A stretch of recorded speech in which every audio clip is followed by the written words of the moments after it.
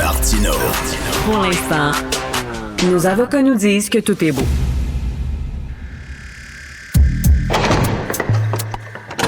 La criminalité, c'est un cycle. Et tu vois, le nouveau procès va se dérouler sans qu'aucun témoin ne se présente à la barre.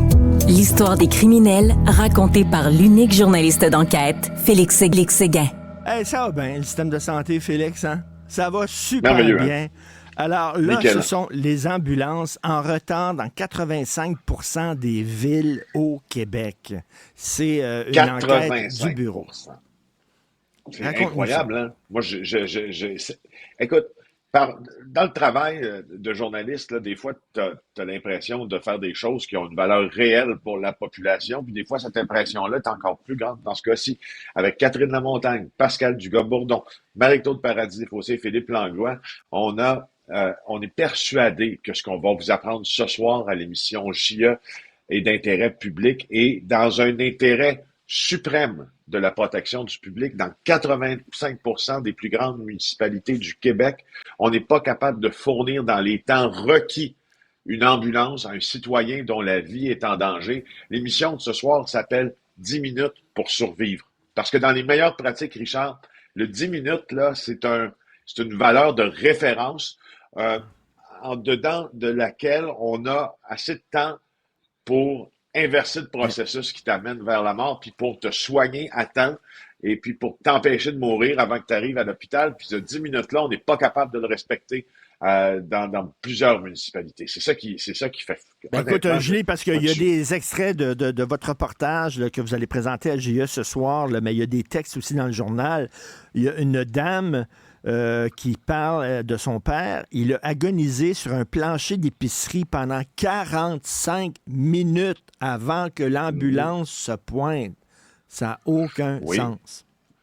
Il y en a aussi qui ont attendu hyper longtemps puis qui restent à côté de l'hôpital. À côté, là, quand tu demeures à un centre hospitalier puis tu attends l'ambulance parce que tu peux pas t'y rendre, évidemment, dans une condition médicale qui ne te permet pas. Tu restes à côté puis tu n'es pas transporté à l'hôpital puis tu meurs. Il y a un bébé de quelques mois seulement qui, dans les régions éloignées, t'imagines si dans les grandes municipalités, on n'est pas capable de se fier sur un délai raisonnable pour obtenir une ambulance. T'imagines en région, dans les petites localités éloignées, c'est le cas à Nord-Métal aussi, vous allez entendre un cas d'un bébé qui est mort avant que les ambulanciers n'aient pu se rendre à son chevet, alors qu'il aurait pu être sauvé. Mais c'est quoi la raison? C'est la pénurie de main-d'œuvre, c'est ça? Il y a entre autres la pénurie d'ambulances, il y a entre autres la pénurie d'ambulanciers, mais il y a aussi le manque, comment je te dirais ça? En fait, c'est que les autres provinces canadiennes, OK, eux autres, là, elles se forment sur les nouvelles normes, elles suivent des délais ambulanciers, puis ici, suivi-là, entre autres. On ne calque pas nos pratiques sur les meilleures pratiques. Mais, tu vois, écoute, et ça, c'est le problème principal. Ça, là, c'est le problème du Québec. On ne s'inspire pas de ce qui fonctionne ailleurs. On vit sous une cloche de verre. On devrait regarder comment ça se fait qu'eux autres réussissent, là, nous autres, où on échoue, et là, aller envoyer des gens là-bas, voir comment ça fonctionne et importer leur méthode ici.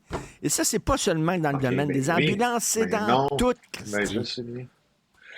Mais tu commandes, puis ça, tu sais, c'est sortir de tes gonds, Richard, ça, parce que c'est recommandé depuis 20 ans que l'on calque nos méthodes sur la Colombie-Britannique. C'était le Comité national sur la révision des services préhospitaliers d'urgence là, qui recommandait qu'on fixe un maximum de 8 minutes le temps de réponse pour les urgences dites vitales. Les autres provinces qui sont données des objectifs, c'est la Colombie-Britannique, notamment où l'ambulancier doit arriver en moins de 9 minutes après un appel urgent en région urbaine et rurale. Alors, dans plusieurs régions de l'Ontario je lis ça dans le journal, là. Québec ne se fixe aucune cible. Québec ne se fixe aucune cible quant au temps écoulé entre un appel d'urgence et l'arrivée des secours. Tu sais, c'est même pas 10 minutes. Là. On n'a pas d'objectif fixé comme ça. Est-ce que c'est normal qu'on se fixe pas de cible? C'est ça que tu dis, c'est ce qu'on questionne aussi dans l'émission. Est-ce que c'est normal qu'on ne se fixe pas de cible? Qu'on y Mais aille, on dirait un peu à tâtons. Écoutez, j'ai un extrait pour vous, Richard. Vous allez voir c'est quoi quand on attend l'ambulance, puis l'ambulance vient pas à temps. on écoute. Il allait avoir 18 mois le 20 janvier, dans le fond. L'ambulance ne s'est jamais rendue. J'ai tout à les images. Je me couche le soir, c'est l'image de mon petit qui essaye de le pomper que j'ai dans la tête. Là. J'ai de la misère à passer par-dessus ça. Là, Le grand-père du bébé a été le premier à commencer les manœuvres. Les premiers répondants ont pris le relais, dont la chef pompière du village, Doris Nollet. Ils m'ont dit on n'a pas d'ambulance disponible pour Normétal. L'ambulance va arriver de Rouen. Fait que j'ai demandé, je lui ai dit est-ce que tu nous permets de faire le transport de l'enfant? Puis il m'a dit oui. On n'est pas supposé faire de transport, mais là, c'était vraiment là, un cas spécial. Ça, l'ambulance, là, c'est les premières lignes. Tu sais, parce qu'on parle souvent de l'engorgement dans les urgences, mais avant de te rendre à l'urgence, il faut toujours bien qu'il y ait une ambulance qui arrive, ces lieux de la tragédie. Et ça, c'est la première ligne, puis on a un problème. C'est incroyable. Dans 85 ça dit des le villes... milieu pré-hospitalier, hein, c'est oui. la première ligne, pré-hospitalier, avant l'hôpital. Alors, il y a un énorme problème là-dedans, puis à 20h ce soir, là, vous en saurez bien plus là, sur ce sujet-là avec ma collègue Marie-Claude Paradis-Desfossés. Quelque chose me dit que ce reportage-là va avoir un certain impact. Hein? On s'en parlait. Quand il y a des reportages, quand il y a des textes et des dossiers dans les journaux, ça commence à bouger. D'après moi, au cours des prochains jours, des gens qui vont devoir répondre de cette situation-là, qui a juste pas de maudit bon sens. Tu veux me parler, le PIC? Je l'espère. Qu'est-ce qu'il y a, notre fameux qu'est-ce qu'il y a le PIC. Bon. Ben, c'est juste à dire, la Sûreté du Québec là, a décidé de se fâcher et de répondre par la bouche de ses canons aux attitudes et puis aux instincts, disons-le, là, meurtriers et violents de Dave Turmel, ce caïd indépendant qui, depuis sa cavale là, au Portugal, est en train de commander des crimes violents à l'endroit des sympathisants des Hells Angels au cours des prochains jours. Des dizaines de policiers de la Sûreté du Québec, de d'autres corps de police aussi, vont se rendre dans la vieille capitale et décréter la fin des hostilités, parce que là, à un moment donné, c'est un problème de sécurité publique, cette affaire-là. Hein? Je pense que les images de cette semaine ont aidé les corps policiers à prendre cette décision-là aussi. Écoute, as-tu vu ce qui s'est passé en Colombie-Britannique où des gens ont été visés par des mitraillettes? Ça tirait comme ça. Il aurait pu tuer quelqu'un qui... On veut pas que ça arrive de même. Là. On veut pas que ça se détériore et que ça... Il commence à se tirer dans la rue comme ça. Là.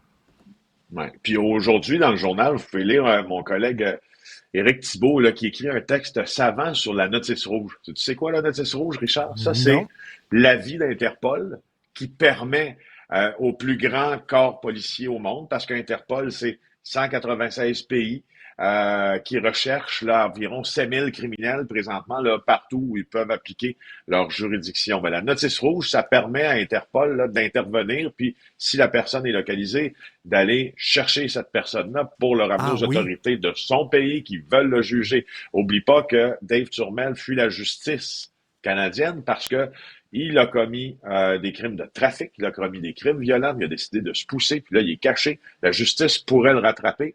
Là la police... Et le ramener ici, devant les tribunaux.